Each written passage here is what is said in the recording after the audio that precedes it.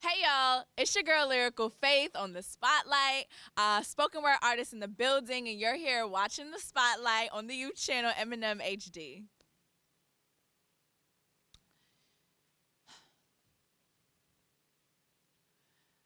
Trump, in the age of Black Lives Matter,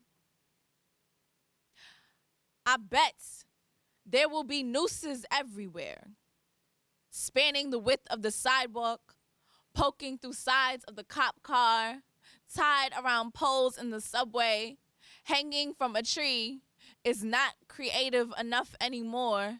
There needs to be so many, it'll make you uncomfortable, suffocate you in your very footsteps, stop you dead in your tracks, no pun intended.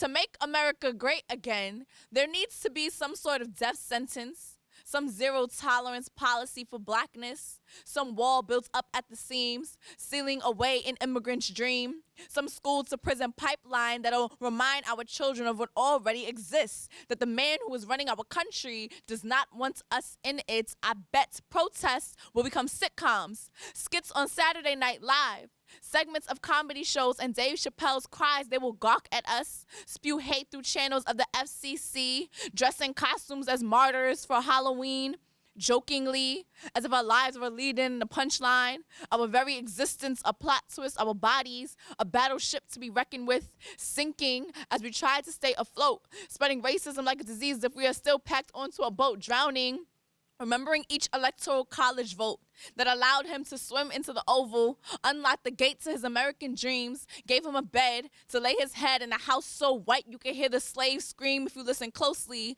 They are scratching at the wallpaper, singing on the lawn, building panels on the roof from the top to the ground, haunting him at night like, maybe you should have thought twice, like maybe you ain't about that life, like how you gonna tell me be a law-abiding citizen but you don't give a damn about my life? I bet democracy will be 3/5 our issue. He would tell 2 out of 5 of us he was never meant to be here with you. Your black life don't matter, so neither does your vote. And in the next presidential election, when a candidate like me threatens every ounce of hope in your very existence, remember that gut-wrenching feeling you'll get by the end of this. It feels like a church in Mississippi exploding into flames, like the quiet air in the morning after the election on the train, like a Tallahatchie River cotton gin fan hanging there for days, like a welcome sign hanging at the border for slaves, like Katrina, Hurricane Matthew, and the World Trade, except this time everyone's in chains. There's nothing natural about this disaster. A terrorist hijacked Air Force One's plane. This is a mission set into fruition, a goal desired to be obtained. This is the long lost dream of George Wallace. His